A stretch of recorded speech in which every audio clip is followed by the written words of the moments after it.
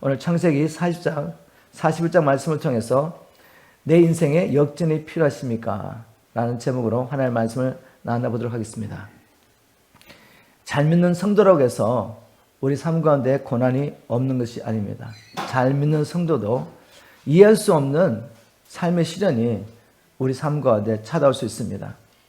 그러나 성도들의 삶 속에서 찾아오는 시련들은 우리를 향하신 하나님의 뜻을 이루어가는 데 없어서는 안 될 꼭 필요한 징검다리가 될 수도 있고, 반면에 우리 마음을 강팍하게 하고 하나님을 믿는 믿음에서부터 떨어지게 하는 시험거리가 될 수도 있습니다. 그렇다면 선택은 전적으로 우리에게 달려 있습니다.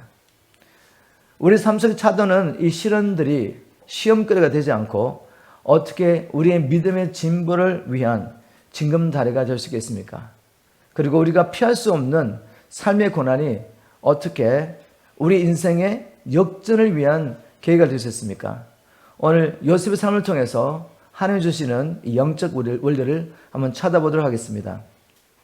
요셉의 삶을 통해 보여진 인생 역전의 원리, 첫 번째는 내 인생의 역전을 경험하려면은 내가 이해할 수 없는 상황 속에서도 하나님께서 나를 향하신 그 계획을 이루시기 위해서 지금도 일하고 있다는 것을 믿어야 됩니다. 우리가 삶에 어려움이 오면, 환경이 어려워지면 하나님을 믿는 믿음을 내려놓을 때가 있습니다. 아니, 하나님 살아계시다면 어떻게 이런 일이 일어날 수 있을까? 바로 이것이 마귀의 계기입니다. 우리가 잘 믿고 주님을 쫓아가도 요셉의 삶 가운데 보시는 것처럼 어려운 일, 우리가 이해할 수 없는 일이 일어날 수 있습니다. 그럼에도 불구하고 하나님은 우리가 끝까지 하나님을 신뢰하기를 기대하고 계신 것입니다. 한 말씀을 통해 보겠습니다. 창세기 40장 1절이죠.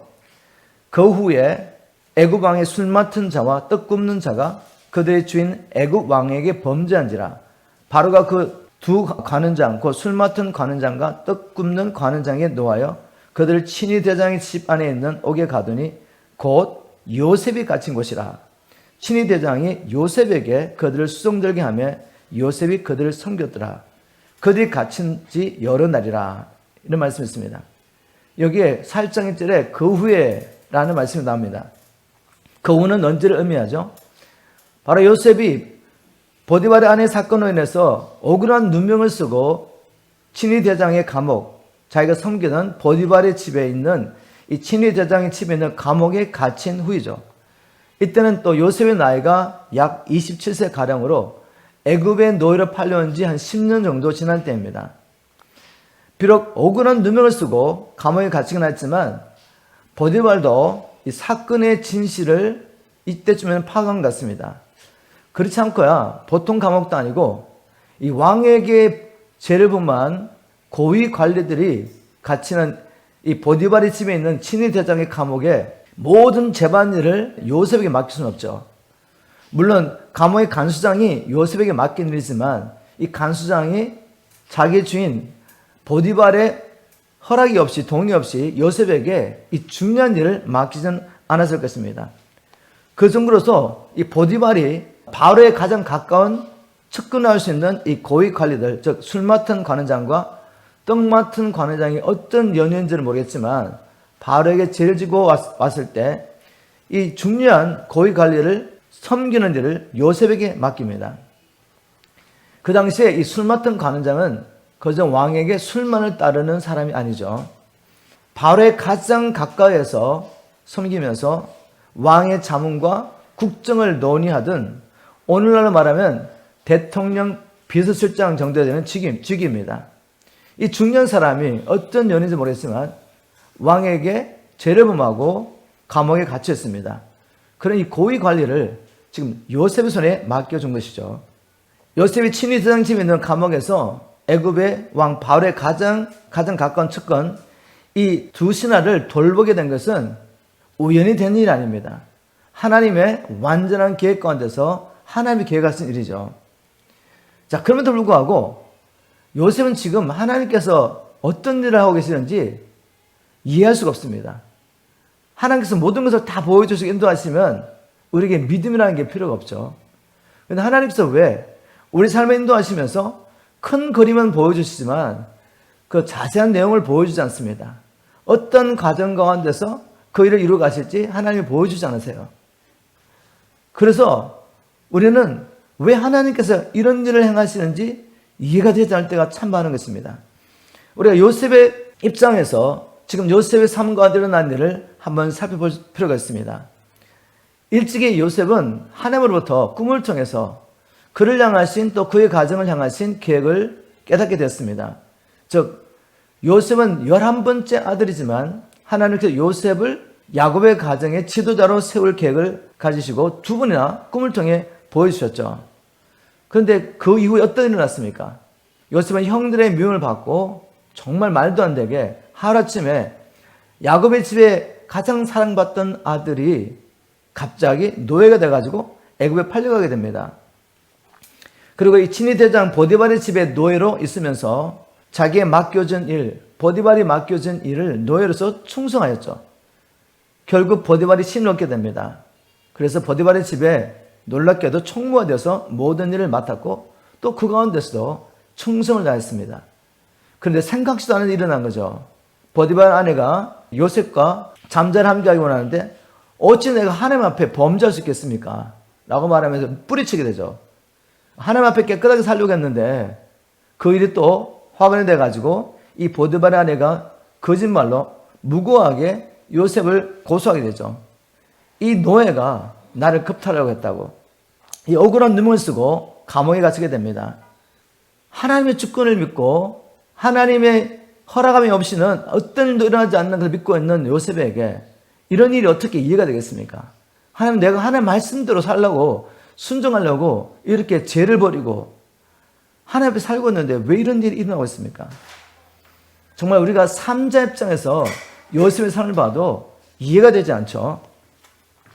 요셉 입장에서는 이해가 되지 않지만 우리는 이제 큰 그림을 보고 성경 말씀을 통해 결국 요셉의 삶을 통해 하나님 어떤 일을 행하고 계셨는지 알기 때문에 그 빛 가운데서 보면 하나님이 지금 뭘 하고 계십니까? 하나님의 계획은 요셉을 거저 야곱의 한 족장의 가정의 지도자로 세우는 것이 아니었습니다. 하나님은 인류를 구원하실 계획을 가지고 아브라함을 택하시고 불러주셨죠. 하나님의 계획이 이삭에게 넘어가고 야곱의 대가 되어서 하나님은 야곱을 통해 태어난 이 12아들을 이스라엘 민족의 12족장으로 세우셔서 큰 민족을 이룰 계획을 가지고 계시죠. 그런데 문제가 무엇입니까? 지금 야곱의 가정이 애굽에 살고 있으면서 애굽 사람과 결혼을 하면서 이렇게 계속하면 어떻게 되죠? 우리가 창세기 38장을 통해 살펴봤지만 유다가 가나안 족속 가운데서 아내를 취해서 결혼하게 됩니다. 이런 일이 계속 일어나게 되면 하나님의 계획이 어떻게 이루어지겠습니까? 하나님은 4대가 지나면 이스라엘 민족을 통해서 가나안 족속의 이 제약을 심판하실 계획을 가지고 계시는데 하나님의 택하신 백성이 다 연원해가지고 가나안 족속과 함께 살면서 가난화되면 하나님께서 어떻게 이루어지겠습니까? 그래서 하나님께서는 야곱의 가정을 애굽으로 보내셔서 그곳에서 큰 민족으로 이룰 계획을 가지고 계셨던 거죠. 그리고 창세기 15장 13절에 14절 말씀 가운데서 이미 아브라함을 통해 이 모든 계획을 알려주셨습니다. 그런데 문제는 무엇입니까? 야곱의 가정은 거저 평범한 히브리 가정입니다. 이런 가정이 애굽 땅에 가서 애굽 사람들에게 위협을 받지 않고 또 애굽 사람과 섞이지 않고 동화되지 않고 400년을 그곳에 있으면서 큰 민족으로 일어날 수 있겠습니까? 하나님은 아무도 생각하지 못했던 방법을 가지시고 그리고 또 하나님만이 할 수 있는 그 일을 계획하신 것입니다. 즉 히브리 노예 이 요셉을 그 당대의 최대 강대국이었던 애굽의 총리로 세우는 일이었죠. 이것은 사람으로서는 도저히 상상도 할 수 없는 일입니다. 그러나 하나님은 하실 수가 있죠. 우리 사무엘상 2장 7절 8절에 이렇게 기록하고 있습니다. 여호와는 가난하게도 하시고 부하게도 하시며 낮추기도 하시고 높이기도 하시는도다. 가난한 자를 진토에서 일으키시며 빈궁한 자를 거름더미에서 올리사 기적들과 함께 앉게 하시며 영광의 자리를 차지하게 하시는도다. 땅의 기둥들은 여호와의 것이라 여호와께서 세계를 그들 위해 세우셨도다. 말씀으로 모든 만물을 창조하시고 지금도 인간 세상을 다스리시면서 누구든지 자기가 원하는 자를 세우시는 이 하나님만이 하실 수 있는 분이시죠. 하나님은 노예라도 세우셔가지고 하루아침에 그 당대 가장 강대한 애굽의 나라를 다스리게 하실 수 있는 분이십니다. 자, 이 계획을 야곱이나 요셉이 알았겠습니까? 그 주위에 있는 사람이 알았겠습니까? 알지 못했죠. 자, 이 말씀을 통해 하나님께서 우리에게 주시는 메시지가 무엇입니까? 그것은 우리가 하나님의 약속을 받고 하나님의 뜻에 순종하며 하나님 나라를 구하는 자라면 그렇게 살아가는 과정 가운데서 내 삶 속에 일어나는 주님, 내가 주님을 잘 믿겠다고 헌신하고 이렇게 따라가는데 어떻게 이런 일을 허락하셨습니까? 그러한 일이 일어난다 할지라도 우리는 어떻게 해야 됩니까? 하나님을 신뢰해야죠. 왜? 우리가 하나님의 계획을 온전히 다 이해할 수 없기 때문에 하나님의 의도적으로 우리가 생각하기에 도무지 이해할 수 없는 왜 하나님께서 나를 이렇게 인도하시지? 라는 그런 상황과 인도하시는 것입니다. 이유는 무엇입니까? 하나님께서 이 모든 과정을 통해 우리에게 원하시는 게 뭐죠? 네가 정말 나를 믿을 수 있느냐 이거죠. 하나님의 마음의 상처는 무엇입니까? 아담과 하와가 하나님을 믿지 못하고 하나님의 말씀을 버리고 오히려 하나님의 원수인 마귀를 따라간 것이 아니겠습니까? 이런 우리를 이제는 마음과 뜻과 정성을 다하여 하나님만 사랑하는 그런 하나님의 백성으로 회복하시는 것이 지금 저와 여러분의 삶 가운데 하나님 하신 일입니다. 하나님 지금 하나님 나라를 보고 계신 거죠. 잠깐 있다가 없어질 이 세상에서 우리가 얼마나 형통하고 잘 사느냐 이게 관심이 없습니다. 이 세상에서 우리가 어떤 고난이 있고 말할 수 없는 남들이 이해할 수 없는 어려움이 있다 할지라도 그 가운데서 하나님 있는 믿음을 우리에게 주시고 땅이 아니라 하늘나라를 소망하며 살아가는 하나님의 백성을 일으키는 것이 하나님이 지금 우리 가운데 하시고 계신 일이죠. 그래서 우리가 한번 이렇게 정의했으면 좋겠습니다. 나는 예수님을 만나 삶의 주인이 바뀐 이후에 이제는 하나님의 나라를 구하며 살고 있습니까? 그러므로 나의 삶 속에 일어나는 모든 일에 주권을 주님께 드리며 나의 삶 속에서 오직 주님의 뜻이 이루어지기를 기다리고 있습니까? 이게 굉장히 중요합니다. 예수를 믿으면서도 주인이 바뀌지 않은 사람들, 예수를 믿으면서도 내가 구하는 것이 주님의 뜻이 아니라 내 삶 속에 이런저런 문제 해결해 달라고 주님을 찾는 사람들은 결국은 시험이 될 수밖에 없습니다. 하나님께. 이제 우리가 예수를 정말 만나 그분이 하나님의 아들 그리스도인 것을 발견했다면 사나 죽으나 우리는 주를 위해 존재하는 자죠. 하나님이 만물을 우리를 위해서 창조하신 게 아니십니다. 하나님은 만물과 우리를 자기의 영광을 위해 창조하신 것입니다. 그분이 창조하셨기 때문에 우리는 그분의 것이죠. 내가 주인 되신 하나님께 이런저런 것을 요구할 것이 아무것도 없습니다. 주신 모든 것이 주님의 은혜이기 때문에 주님께 감사하며 살아있는 동안에 주님의 뜻을 이루어드리고 그분을 영화롭게 하는 것이 우리의 인생의 목표가 되어야 되죠. 그런데 그것이 진정 피조물인 우리에게 만족과 기쁨과 결국은 생명을 갖다 준다는 이 확신을 가지신다면 우리 주님께서 자기 아들을 우리를 사랑해서 주셨다면 지금 우리 삶 가운데 허락하시는 그 모든 일이 바로 사랑으로부터 시작됐다는 것을 알 수가 있습니다. 장래의 평안을 주시는 것이죠. 우리에게 생명을 주시기 위해서 허락하신 이 일들 우리가 끝까지 주님을 신뢰되기를 주님을 축복합니다. 본 말씀으로 들어가서 요셉을 통해 보여주신 인생 역전의 원리 두 번째 한번 나눠보도록 하겠습니다. 그것은 내 인생의 역전을 경험하려면 지금 내게 맡겨주신 이 평범한 일, 이 일에 충성하는 일이 필요합니다. 이 평범한 삶 가운데 하나님은 하나님의 구원 계획을 이루시려고 우리에게 사람을 만나게 하시고 그 가운데 관계를 맺게 하시고 하나님께서 어떤 일을 이루어 가십니다. 특별한 우리가 눈에 보기에 초자연적인 일이 아니라 아주 평범한 일 가운데서 우리가 하나님께서 우리에게 맡겨진 일에 충성할 때 그 가운데 하나님 주님의 일을 이루어 가신 분인 것을 믿어야 합니다. 창세기 4장 4절로 가보겠습니다. 친위 대장이 요셉에게 그들을 수종들게 하며 요셉이 그들을 섬겼더라. 그들이 갇힌 지 여러 날이라. 자, 친위 대장 보디발이 요셉에게 가장 중요한 이 고위 관리를 맡겼습니다. 이제는 요셉을 신뢰한다는 말입니다. 그리고 요셉이 보디발이 맡겨준 이 고위 관리를 여러 날 섬겼습니다. 5절 옥에 갇힌 애굽 왕의 술 맡은 자와 떡 맡은 자 두 사람이 하룻밤에 꿈을 꾸니 각기 그 내용이 다르더라. 아침에 요셉이 들어가 보니 그들에게 근심이 비치는지라. 요셉이 그 주인의 집에 자기와 함께 갇힌 바울의 신하들에게 묻되 어찌하여 오늘 당신들 얼굴에 근심빛이 있나이까. 요셉의 삶 가운데 이 두드러진 특징이 있죠. 두드러진 특징 중 하나는 뭔가 하면 요셉은 과거의 아픔과 상처에 매여 살면서 자기의 인생을 망가뜨리지 않았습니다. 요셉은 어떤 상황 가운데서도 지금 하나님께서 자기에게 맡겨진 일에 충성하였죠. 현재 일에 충성을 다했습니다. 그래서 자기가 맡겨진 이 두 관리를 보니까, 신하를 보니까 어느 날 얼굴에 수심이 가득한 것입니다. 그래서 묻습니다. 아주 평범한 일이죠. 평범한 일이지만 자기의 맡겨진 일에 충성하다 보니까 그 사람들 얼굴을 보니까 자기가 돌보는 사람들의 얼굴에 수심이 비치는 것입니다. 그래서 물었더니 뭐라고 말합니까? 우리가 이런 꿈을 꿨는데 이 꿈의 의미를 몰라서 우리가 지금 마음에 번뇌가 가득하다. 이런 이야기를 듣습니다.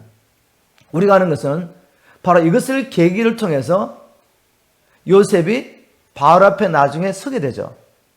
평범하게 그냥 지나갈 수 있는 사건이죠. 그죠? 우리 일상에 맡겨진 일.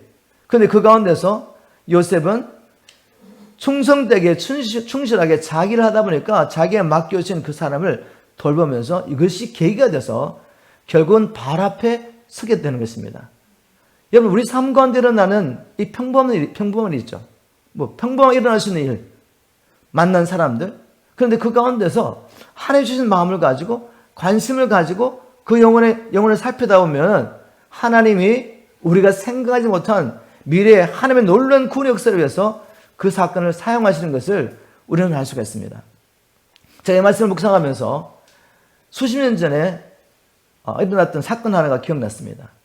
제가 처음 주님을 만나고 난 다음에 이 마음이 뜨거워져 가지고 복음을 전할 때가 있었는데 지금도 그 마음은 하나님께서 제게 주셨습니다. 제가 이 열정을 가지고 복음의 열정을 가지고 영혼을 섬기고 싶었는데 어쨌든 목사님께서 제게 한 구역을 맡겨주셨습니다. 젊은 청년, 갓 결혼한 부부들을 맡겨주셨는데 이제 성경 공부를 하려고 모이는 시간에 아무도 나타나지 않았습니다. 제 마음이 얼마나 힘들었는지 모릅니다. 하나님께서 제게 분명히 말씀을 주셨는데 말씀을 열심히 준비하고 나누려고 왔는데 그분들이 나타나지 않은 거죠. 그런데 그것이 지금 돌아보면 하나님의 계획이었습니다. 마음이 뜨거운데 말씀을 받아야 할 사람들이 나타나지 않으니까 제 마음에 그러면 대학교로 가자. 그래서 유학생들의 복음을 전하려고 대학교를 가면서 ES 클래스를 등록했습니다. 그리고 그 클래스를 다니면서 하루는 한 자매를 발견했는데 그 자매가 아주 수심이 가득한 얼굴로 자기 혼자 앉아있는 거죠. 근데 제 마음에 감동이 있었습니다. 그 자매를 찾아가서 복음을 전해야 되겠다. 그래서 찾아가서 말을 걸었더니 한국 분이셨어요. 자초지정을 들어보니까 자기 남편을 따라서 유학 생활을 하면서 영국에서도 대학 공부를 하고 이제 그때 아리조나였죠. 아리조나 대학에서 박사학위를 하고 있는데 이분은 너무 힘들고 어려운 거죠. 이 관계 가운데. 남편과 관계가 너무 힘들어서 도저히 이 부부관계 해결이 안 돼서 보따리 사가지고 이제 내일이면 한국 가겠다고 비행기 티켓까지 다 마련하고 ES 클래스로 온 겁니다. 그러니 마음이 얼마나 힘들겠습니까?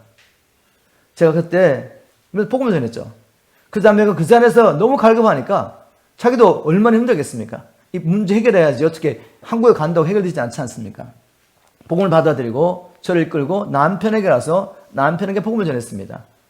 그리고 이 유학생 부부를 통해서 다른 유학생들을 만나면서 그들도 복음을 받아들이면서 자연스럽게 바이블 스터디 그룹이 한 서너 개 생겼습니다. 자, 그런데 여기서 끝나지 않았습니다. 그분은 이제 거기서 박사학위를 받고 한국으로 돌아가서 한동대학이 처음 시작될 때 교수로 가셔서 지금까지 거기 계세요. 근데 이분이 한 10여 년 지나고 난 다음에 아들이 독자가 하나 태어났는데 이 아들이 빨리 주님을 만났으면 좋겠다는 생각을 가진 거죠. 그래서 안식년이 되고 난 다음에 결정하기를 우리가 미국에 가서 그 목사님 교회 거기 다니면서 이 아들이 빨리 복음을 받아들였으면 좋겠다. 그리고 이사를 해가지고 우리 교회 바로 옆에 아파트를 빌려가지고 그때 우리가 매일 밤에 기도를 하고 있었는데 이제 매일 밤 예배에 참여한 거죠. 근데 공명생했던 그 아들이 정말 초자연적으로 주님을 만났습니다. 하나님께서 정말 강력하게 만나주시고 그걸로 말미암아 이분들이 참 큰 은혜를 받고 이제 학교로 돌아가서 바로 이 한동대학 이 교수님 이 부부를 통해 가지고 저희들이 2010년에 한동대학교 가족들을 중심으로 그때는 파워 인카운터, 지금은 이제 킹덤 파워 캠프 이름을 바꿨지만 그 사회가 처음으로 시작하게 된 것이죠. 자, 그런데 이런 일 있기 전에 하나님께서 어떤 마음을 우리에게 주셨냐 하면 2008년, 2년 전이죠. 2년 전에 40일 동안 우리 EM들이 모여가지고 캠프를 하면서 기도를 하는데 하나님께서 너희들이 한국에 가서 이 사역을 할 거라는 마음을 주셨습니다. 근데 2세들을 데리고 갈 거라는 마음을 주셨거든요. 2세대 들어가서 한국에서 뭘 하겠습니까? 그리고 환상 가운데 한동대학을 보여주셨어요. 근데 우리는 한동대학을 본 적이 없습니다. 근데 시간이 지나고 보니까 하나님은 이 모든 일을 계획하신 것입니다. 그래서 수십 년 전에 이 유학생 부부를 만나게 하시고 그 부부를 통해서 한동대학에 갈 수 있는 모든 준비를 하고 계셨는데 우리는 몰랐지 않았습니까? 근데 지나고 보니까 하나님이 수십 년 후에 일어날 일을 위해서 사람을 만나게 하시고 그 사람과 관계를 통해서 하나님께서 구원의 것을 이렇게 이루고 가시는구나 발견하게 됐습니다. 여러분, 이 말씀을 통해 우리에게 주시는 하나님의 메시지는 분명한 것 같습니다. 우리에게 맡겨주신 이 일상의 삶, 이 일상의 삶 가운데서 하나님 안에서 충성스럽게 맡겨지는 감당하는 일이 얼마나 중요한지 모릅니다. 근데 많은 분들이 충분히 지금 내게 맡겨진 일을 성공적으로, 효과적으로 감당하시는데 불구하고 무엇에 묶여서 하나님 주신 힘과 능력과 지혜가 나타나지 않죠? 과거의 삶에 묶여가지고 과거의 아픔과 상처에 묶여서 그거 묵상하다 보니까 그걸 지금까지 끌어들여가지고 현재 삶까지 망치고 있는 것입니다. 그러면 미래도 마찬가지입니다. 미래도 변화되지 않습니다. 우리는 이 모든 것을 주님께 맡겨드리고 절대 주권을 가지시고 우리의 삶 가운데 우리의 연약함과 실수를 통해서 하나님의 구원의 역사를 가시는 그 하나님을 믿어드림으로 그냥 하나님께 맡겨드려야 됩니다. 그리고 내게 주신 오늘의 일에 충성할 때 하나님께서 내가 상상하지 못하는 하나님의 구원 계획을 나의 일상의 삶을 통해서 지금 준비하고 계시다는 것을 믿어야 합니다. 한번 이렇게 적용해 보겠습니다. 나는 하나님께서 현재 내게 맡겨주신 일을 충실히 감당하고 있습니까? 나는 일상의 삶을 살아가며 경험하게 되는 평범한 만남 가운데서 내게 보내신 사람들을 진심으로 섬기고 있습니까? 이걸 잘하고 계시면 분명히 시간이 지나고 나면 이 모든 것들이 하나님의 계획 가운데 있었다는 것을 알 수가 있습니다. 다시 본문으로 돌아가겠습니다. 요셉의 삶을 통해서 보여주신 인생 역전의 원리, 그 다음은 이것입니다. 내 인생의 역전을 경험하려면 어떤 상황 속에서도 나를 향하신 하나님의 계획이 반드시 이루어질 줄 믿고 의심하지 말아야 됩니다. 다시 한번 성경 보십시오. 하나님께서 내게 주신, 오래전에 주신, 내가 하나님과 깊은 교제에 들어갔을 때 주셨던 말씀이 있습니다. 요셉은 이것을 놓지 않고 했다는 것을 우리는 성경의 말씀을 통해 볼 수 있습니다. 요셉은 자기 인생이 왜 이렇게 꼬이는지 이해할 수 없었습니다. 그럼에도 불구하고 요셉이 17살 때 하나님께서 꿈을 통해 보여주신 이 하나님의 계획을 지금도 붙잡고 있다는 증거가 성경 말씀에 나오죠. 어떻게 알 수 있습니까? 바로의 두 신하의 이야기로 돌아가 보면 그 두 신하가 왜 그날 아침에 특별히 얼굴에 수심이 가득했습니까? 꿈을 꿨는데 그 꿈이 분명히 의미가 있는 것 같은데 두 사람 다 그 꿈의 의미를 알지 못했습니다. 바로 그때 요셉에게 그들 이렇게 말하죠. 우리가 꿈을 꾸었으나 이를 해석할 자가 없도다 라고 말합니다. 그때 요셉이 뭐라고 말했습니까? 잘 들어보세요. 해석은 하나님께 있지 아니하니까 청컨대 내게 이르소서. 자, 여러분 상상력을 동원하셔야 돼요. 요셉은 17살 때 두 가지 꿈을 통해서 하나님께서 자기 인생을 통해서 야곱의 이 가정에 지도자를 세우시고 이 가정을 이끌 비전을 받았습니다. 그리고 요셉은 자기에게 무엇이 있다고 믿었죠? 꿈을 해석하는 지혜가 있다는 것을 믿었습니다. 자, 그런데 그가 확실히 믿었던 그 꿈과는 전혀 관계없이 10년 이상 흘러갔지 않습니까? 시간이. 그렇다면 내가 정말 꿈을 해석하는 지혜가 있을까? 의심할 수 있겠죠. 그죠? 근데 만일 그랬더라면 요셉이 지금 이런 말을 할 수 있겠습니까? 아니, 내 꿈도 내가 해석하는데 안 맞았어요. 그런데 지금 이 두 사람 두 신하의 꿈을 자기가 해석하겠다고 해석은 하나님께 있으니 내게 말씀해 보십시오라고 말할 수 있겠습니까? 다시 말해서 요셉이 이렇게 말하셨던 것은 자기의 지혜로는 하나님 이런 계획을 가지시고 나를 이렇게 인도하시는 것을 내가 이해할 수 없지만 하나님께서 내게 주신 그 꿈대로 비전대로 언젠가는 반드시 이룰 것을 믿었다는 겁니다. 그래서 이렇게 말할 수 있는 거죠. 자기에게 하나님께서 꿈을 해석하신 지혜를 주신 것을 믿었기 때문에 내게 말해보라고. 여러분 이해가 되시나요?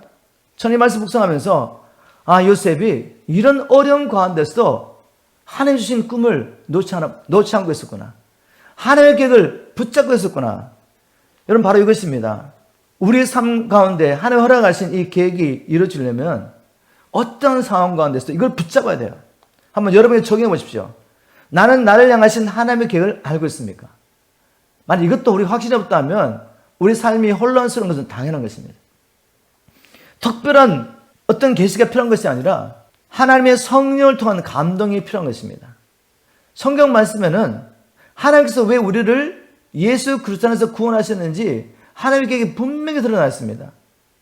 그런데 그것을 아무리 읽어도 또 주의 종을 통해 아무리 들어도 성령에 감동하지 않으시면 그거 그렇겠지라고 그냥 어렴풋이 생각하지 확신이 없는 거예요. 확신이. 저는 확신이 있습니다. 종교인일 때는 아무래도 몰랐지만 하나님 만나고 난 다음에 하나님께서 저와 제가 허락하신 공동체를 통해 하실 일이 무엇인지 분명히 깨달았습니다. 정말 이 마지막 세대 하나님은 마지막 군대를 이렇게 원하시는 거죠.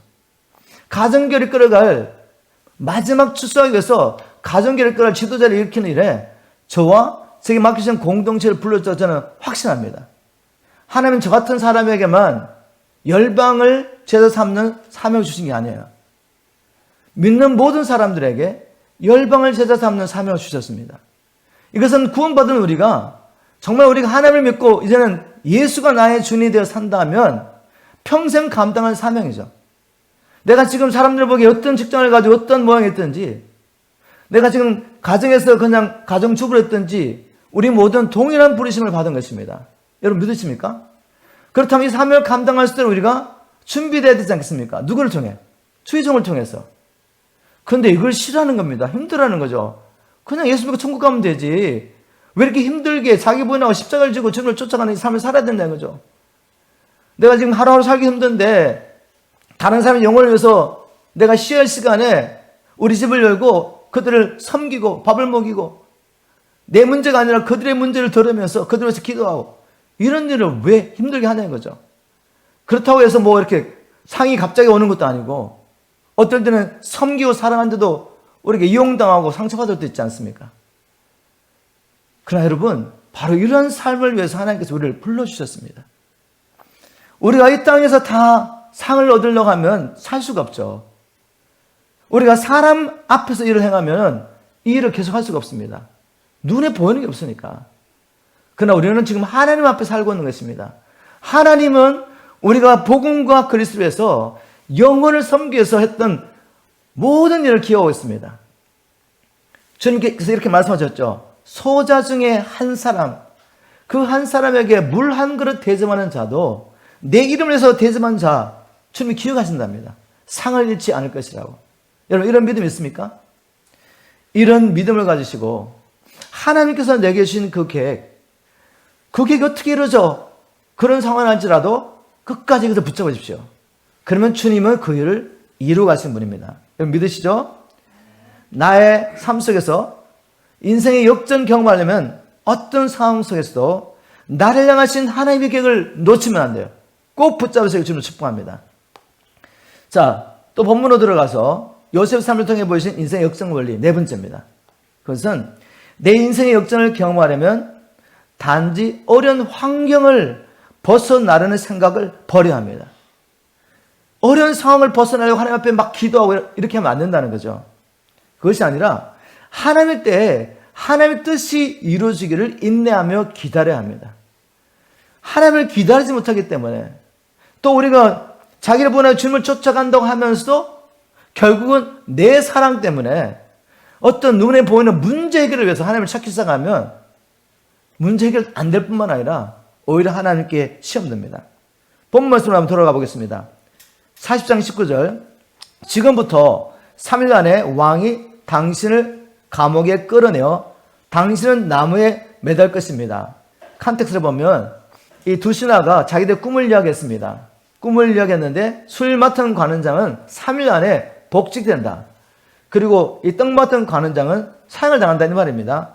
지금부터 3일 안에 왕이 당신을 감옥에 끌어내어 당신을 나무에 매달 것입니다. 그리고 새들이 당신의 시체를 뜯어 먹을 것입니다. 그로부터 3일째가 되던 날, 이제 말대로 요셉이 꿈을 해석한 대로 그로부터 3일째가 되던 날은 바로의 생일이었다. 그래서 그는 모든 신하들을 위해 잔치를 베풀고 술을 따르던 신하와 빵 굽던 신하를 감옥에서 풀어내어 신하들 앞에 세웠다. 그리고서 왕은 술 따르던 신하의 전직을 회복시켜 다시 술을 따르게 하고 빵 굽던 신하는 나무에 매달려 처형시켰다. 우리가 정확한 정황은 알 수 없지만 이 왕을 모해하려고 하는 어떤 계획이 있다는 걸 알게 됐고, 그 당시에는 이 술 맡은 관원장이 범인인지 아니면 떡 맡은 관원장이 범인인지 몰랐습니다. 측근인데 누군지 몰랐다는 말이죠. 나중에 이제 모든 걸 살펴보니까 술 맡은 관원장은 죄가 없습니다. 떡 맡은 관원장이 주범이었어요. 그래서 떡 맡은 관원장은 사형을 당하고 술 맡은 관원장은 복직이 됐습니다. 그런데 이런 일이 일어나기 전에 요셉이 술 맡은 관원장에게 부탁한 게 있죠.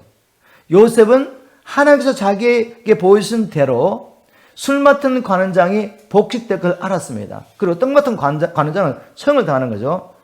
그래서 14절에 보면 요셉이 이렇게 부탁합니다. 술 맡은 관원장에게 당신의 모든 일이 잘 되거든 나를 기억하셔서 나에게 은혜를 베풀어 내 사정을 왕에게 말씀드리고 나를 이 감옥에서 나가도록 해주십시오. 나는 히브리 땅에서 강제로 끌려왔으며 여기서도 감옥에 갇힐 만한 일을 하지 않았습니다. 자, 이렇게 부탁했습니다.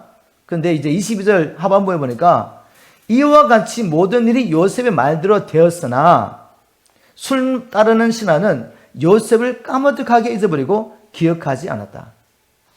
여러분, 이게 가능한 일입니까? 뭐 3년 후에 일어날 일도 아니고 3일 후에 일어날 일을 요셉이 정확하게 말해줬습니다. 만약 저 같으면 히브리 소년이 했던 말대로 자기는 복직이 되고 떡 맡은 관원장은 처형당한 일을 생각하면서 와, 정말 그 청년 대단하다 이렇게 생각할 것입니다. 그리고 그거 가지고 있는 이 실세를 가지고 즉 바로 왕이 가서 직접 대화할 수 있는 사람이잖아요. 얼마든지 그 노예 하나 빼줄 수 있습니다. 그런데 그런 일이 일어나지 않았다는 거죠. 어떻게 이런 일이 있을 수 있습니까? 이것은 하나님만이 하실 수 있는 일이죠. 하나님이 술 맡은 관원장이 까마득하게 잊어버리게 만들었던 것입니다. 왜냐하면 하나님의 계획은 그저 요셉이 누명을 풀고 풀려나가지고 그냥 그리워하는 그 아비 집을 찾아가는 게 아니었기 때문에, 만약 그때 풀렸다면 요셉은 정말 아비 집을 찾아갈 수 있습니다. 이제 노예가 아니고 이제는 자연이 됐지 않습니까? 바로의 특효로 자연이 되어서 이제는 자연이 된다고 어떻게 하겠습니까? 저 같으면 그렇게 그리운 아비 집을 찾아갈 것 같습니다. 그런데 그것은 하나님 뜻이 아니죠.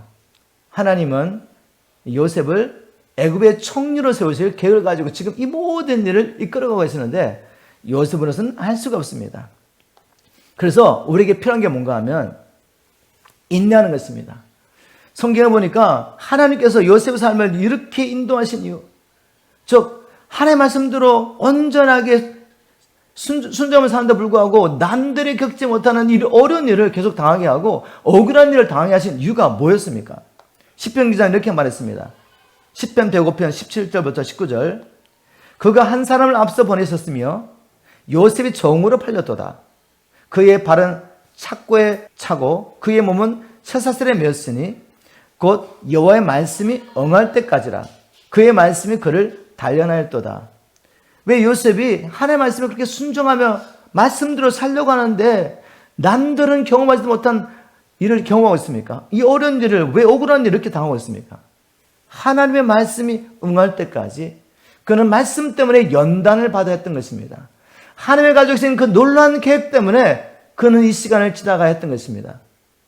이것이 저와 여러분의 삶이에요, 여러분. 정말 여러분이 말씀대로 살기 원하고 이 마지막 때 나와 나의 가정이 하나님을 섬기는 하나님의 가정, 하나님의 나라가 되기 원한다면 하나님은 이해할 수 없는 일들을 우리에게 허락하십니다. 아니, 예수 잘 믿는다는데 왜 저런 일이 자꾸 생기지? 이런 일을 허락하신다니까요. 근데 그때 우리가 무엇을 붙잡아야 됩니까? 하나님의 뜻을 붙잡아야지. 어떠한 상황 가운데서도 우리는 인내해야 됩니다. 그러기 위해서는 문제 해결이 내가 하나님을 찾는 목적이 되면 안 되는 거죠. 이 땅에 사는 동안에 항상 우리에게 문제가 있기 때문에 그 문제를 해결해도 또 어려움이 있습니다. 욥기도 나왔지만 인생은 고난을 위해서 태어났답니다. 그 고난이라는 것은, 인생의 고난이라는 것은 불티가 위로 오른 것 같다. 불이 있는 곳에는 불티가 올라가는 것처럼 살아있다면, 이 세상에 살아있다면 고난을 피할 수 없다는 것입니다. 그렇다면 우리가 고난을 피하는 것이 우리가 하나님을 믿는 이유가 되면 안 됩니다. 그 고난을 통하여서 하나님 우리를 연단해서 내어드리고 하나님 손에 맡겨둠으로 하나님의 손을 통해 하실 일을 위해서 우리가 준비되어야 되죠. 주님의 뜻이, 내게 말씀하신 주님의 그 뜻이 이루어져서 나를 이 땅에 보내신 하나님의 목적이 이루어져서 하나님이 나를 통해 영광을 받으시길 기도합니다. 내 삶이 하나님의 이름을 영원하게 하는 삶이 되기 원합니다. 이것이 우리의 목적이 됩니다. 하나님은 주님의 이름의 영광을 위해서라도 나를 향한 하나님의 계획이 이루어지기를 기도합니다. 이 고난의 이유를 깨닫게 해주십시오. 고난을 통해서 다시 한번 땅의 모든 소망을 내려놓고 내 자신에 대해서 인정하고, 즉 우리 안에 선한 것이 하나도 없습니다. 내가 자랑할 게 뭐가 있습니까? 나를 겸손하게 만드시는 것이 고난이죠. 하나님만을 신뢰하게 만드는 것이 바로 고난이죠. 내가 아무것도 할 수 없더라고 모든 내가 신뢰하고 의지하는 것을 다 끊어버리고, 어떻게 보면 인간적으로 절망할 수밖에 없는 상황 가운데 인도하시는 하나님, 나만을 신뢰라. 그래야지 너를 향한 나의 계획이 이루어진다. 그런 의도에서 하나님께서 고난을 허락하십니다. 한번 적용해 보겠습니다. 나는 하나님께 나의 인생의 문제를 해결해 주시기를 기도하고 있습니까? 아니면 이 문제를 통해 하나님의 구원 계획이 이루어지기를 기도하고 있습니까? 이제 기도를 바꾸세요. 문제 해결을 위해서 기도하지 마시고 이 문제를 통해 나를 만들어 주시고 깨뜨려 주시고 다시 한번 자기 분의 삶을 살게 하시고 땅에 소망을 두지 않고 하늘에 소망을 두며 살게 도와주십시오. 나의 시선이 세상에 어떤 다른 것이 아니라 주님께 고정되게 도와주십시오. 우리가 이렇게 기도한다면 하나님은 반드시 우리가 가진 고난을 통해서 우리를 만들어 가시고 주님의 뜻을 이룰 줄 믿습니다. 한 가지만 더 나눠보겠습니다. 내 인생의 역전을 경험하려면 우리 요셉의 삶을 통해 뭘 배웠냐면 범사의 어떤 상황 가운데서도 하나님이 내게 주신 모든 기회를 하나님을 증거하는 기회로 삼아야 합니다. 바로 요셉이 그렇게 살았죠. 요셉의 삶 가운데 나타나는 특징 중에 또 하나는 요셉은 범사에 하나님을 드러내고 증거하는 삶을 살았습니다. 보디발의 집에 있으면 어떻게 했습니까? 창세기 39장 3절을 보니까 그의 주인이 여호와께서 그와 함께 하심을 보며 또 여호와께서 그의 범사에 형통하게 하심을 보았더라. 불신자 보디발이 요셉의 삶 가운데 계속 뭘 보았다고요? 요셉이 증거하고 있는 그 여호와 하나님을, 요셉이 믿고 있는 그 하나님을 계속 보는 것입니다. 보았더라. 감옥에 가서도 마찬가지입니다. 감옥에서도 요셉이 하나님과 함께하는 것을 관수장이 보았죠. 그리고 4장 8절에 보면 두 신하의 꿈을 해석하면서 바로 이 기회를 통해서 나는 이런 지혜와 능력이 있어 라고 자기를 드러낸 것이 아닙니다. 나는 이렇게 능력 있는 자니까 바로에게 잘 부탁해서 나를 써주십시오 이렇게 말한 것이 아니라 꿈을 해석하면 이렇게 말합니다. 그들이 그에게 요셉에게 이르되 우리가 꿈을 꾸소나 이를 해석할 자가 없도다 라고 말하니까 요셉이 그들에게 이르되 해석은 하나님께 있지 아니하나이까. 얼마든지 자기를 드러낼 수 있잖아요. 이 위기 순간에 여기서 풀려나기 위해서. 그런데 그때도 요셉은 기회를 놓치지 않습니다. 그 애굽의 신하들에게 하나님께서 이 문제, 이 꿈을 해석해 줬다고 하나님을 증거하지 않습니까? 바로 앞에서도 이 요셉은 나중에 이제 하나님을 증거하죠. 우리 본문 말씀을 잠시 한번 살펴보면 이제 마침내 연단의 시간이 끝이 나면서 요셉이 바로 앞에 설 때가 되었습니다. 바로 그때 바로가 꿈을 꾸게 되죠. 여러분 이 모든 일 가운데 누가 역사하시는지 보셔야 돼요. 하나님의 손이 함께 하십니다. 무엇을 위해서? 이스라엘 민족, 큰 민족을 일으켜서 이 민족을 하나님의 백성 삼으시고 가나안 땅을 점령하게 하시고 가나안 땅에 범죄한 이 가나안 족속들을 심판하시고 이 가나안 땅을 중심으로 하나님의 나라를 이루시고 또 그 가운데서 메시아를 보내시려고 하는 하나님의 구원계, 이 일을 이루려고 하나님 지금 역사하시면서 바로가 꿈을 꾸게 됩니다. 근데 그 꿈을 꾸고 난 다음에 두 번 연달아 꾸었는데 이 꿈의 의미가 있는 것 같은데 애굽의 모든 지혜 있는 자, 마술사를 다 불러가지고 물어봤지만 아무도 해석하지 못합니다. 해석 못해야 맞죠, 그죠? 왜냐하면 하나님의 계획은 요셉을 등장시키는 것입니다, 이때. 근데 바로 그때 술 맡은 간원장이 요셉을 기억하는 것입니다. 이게 하나님의 계획이죠. 기억하는데 언제? 바로 이 시간에. 술 맡은 간원장이 자기 허물을 기억하고 이제 바로에게, 바로 옆에 술 맡은 간원장. 대통령 비서실장이지 않습니까? 이 중요한 시간에 그 사람이 바로 거기 있죠. 그래서 술 맡은 관원장이 요셉 이야기를 합니다. 그리고 요셉이 바로 앞에 서서 이제 꿈을 해석하게 되는데 하나님께서 이 일을 통해서 어떤 일을 이루려고 계획하는 거 아시죠? 아무도 상상하지 못했던 일, 애굽의 총리로 세우는 일입니다. 하나님 앞에 서게 되는데 바로 이때 이 바로 앞에 요셉이 왔을 때 바로와 요셉의 대화를 한번 말씀을 통해 나눠보겠습니다. 41장 15절 바로가 요셉에게 이르되 내가 한 꿈을 꾸었으나 그것을 해석할 자가 없더니 들은즉 내가 들어보니까 너는 꿈을 들으면 능히 푼다 하더라. 이렇게 말했습니다. 야, 너는 꿈을 잘 해석한다는데 누가요? 그 당대 가장 강대한 나라의 왕이 이렇게 묻는 것입니다. 이때 요셉은 다시 한번 하나님을 전가합니다. 요셉이 바로에게 대답을 이르되 내가 아니라 하나님께서 바로에게 편안한 대답을 하시리다. 끝까지 하나님. 보이십니까? 언제나 어떤 상황 가운데서나 하나님을 증거했습니다. 여러분 이게 우리의 삶이 되어야 되는 줄 믿습니다. 어떠한 상황 가운데서도 누구를 만나든지 어떤 기회가 줬을 때 하나님을 증거하는 사람이 되어야 됩니다. 이 범사에 하나님을 인정하는 요셉에게 하나님은 바로의 꿈을 해석할 수 있는 지혜를 주시고 끝난 것이 아니라 또 뭘 주셨죠? 이제 앞으로 애굽 땅에 큰 국난이 올 것입니다. 그 일을 어떻게 해석할 수 있는 지혜까지 다 주신 것입니다. 요셉은 먼저 바로의 꿈을 해석했죠. 41장 25절 요셉이 바로에게 아뢰되 바로의 꿈은 하나라. 하나님이 그가 하실 일을 바로에게 보이심이니이다. 28절 내가 바로에게 이르기를 하나님이 그가 하실 일을 바로에게 보이신다 함이 이것이라. 온 애굽 땅에 7배 큰 풍년이 있겠고 후에 7배 흉년이 들므로 애굽 땅에 있던 풍년은 다 잊어버리게 되고 이 땅이 그 기근으로 망하리니. 풍년이 오지만 7년 풍년이 오지만 그 뒤에 오는 흉년 때문에 이 땅 그 기근으로 망할 수밖에 없습니다. 이보다 더 큰 위기가 어디 있겠습니까? 후에던 그 흉년이 너무 심함으로 이전 풍년을 이 땅에서 기억하지 못하게 되리이다. 바로께서 꿈을 두 번 겹쳐 꾸신 것은 하나님이 이 일을 정하셨습니다. 하나님이 속히 행하시리니. 하나님이 정하신 일이기 때문에 하나님께서 두 번이나 당신의 꿈을 통해 보여주셨습니다. 꿈은 해석은 됐는데 이제 어려운 일이 있습니다. 국난이 임한 것입니다. 바로의 마음이 얼마나 힘들었겠습니까? 그런데 이렇게 꿈을 해석한 후에 요셉은 바로 이 국난을 해결할 수 있는 구체적인 방안을 줬던 것입니다. 33절 이제 바로께서는 명철하고 지혜 있는 사람을 택하여 애굽 땅을 다스리게 하시고 바로께서는 또 이같이 행하사 나라 안에 감독관을 두어 그 7해 풍년에 애굽 땅의 5분의 1을 거두되 그들로 장차올 풍년의 모든 곡식을 거두고 그 곡물을 바로의 손에 돌려 양식을 위하여 각 성에 쌓아두게 하소서. 이와 같이 그 곡물을 이 땅에 저장하여 애굽 땅에 임할 7해 흉년에 대비하시면 땅이 이 흉년으로 말미암아 망하지 아니하리다. 여러분이 바로를 어떻게 생각하시겠습니까? 자기가 꿈을 꿨는데 이 꿈이 의미가 있습니다. 근데 그날에 똑똑한 사람을 다 불러가지고 꿈을 해석을 했는데 아무도 해석하지 못해요. 그런데 요셉이 와서 그 꿈을 신통하게 해석합니다. 근데 그 꿈의 내용을 들어보니까 결국 요셉의 말대로 그냥 있으면 이 애굽이 망할 수 있다는 거죠.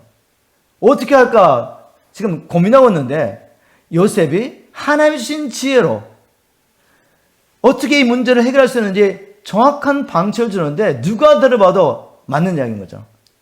너무나 지혜로웠습니다. 어떻게 요셉이 이렇게 국난 해결할 수 있는 이 구체적인 방안을 얻을 수 있었겠습니까? 이건 하나님만이 하실 수 있는 일이죠. 하나님이 그에게 지어주셨습니다. 그리고 또 한 가지 우리가 기억할 게 있습니다. 요셉의 실력이었죠. 어떤 실력입니까? 요셉은 어디를 가든지 뭐 했습니까? 청지기노릇 잘한 거죠. 주인의 모든 일들을, 재반 의무를 관리하는 일을 어디 가든지 했던 것입니다. 보디발의 집에서 했죠. 감옥에 들어가서도 그 감옥의 모든 재반 일을 관리했죠. 이런 삶을 통해 뭘 했다고요? 실력을 쌓은 거죠. 실력을 쌓았기 때문에 이제 나라를 맡겨줘도 할 수 있었던 것입니다. 여러분, 거저 되는 일이 아무것도 없습니다. 하나님께서 우리를 지혜를 주시죠. 우리가 하늘의 뜻을 행하려고 할 때. 그렇지만 우리가 맡겨진 일에 충성하면서 실력을 쌓아야 됩니다. 그래서 하나님께서 더 큰 일을 우리에게 맡겨줄 수 있습니다. 이제 요셉의 삶 가운데 그때까지 아무도 상상하지 못했던 인생의 역전 사건이 일어납니다.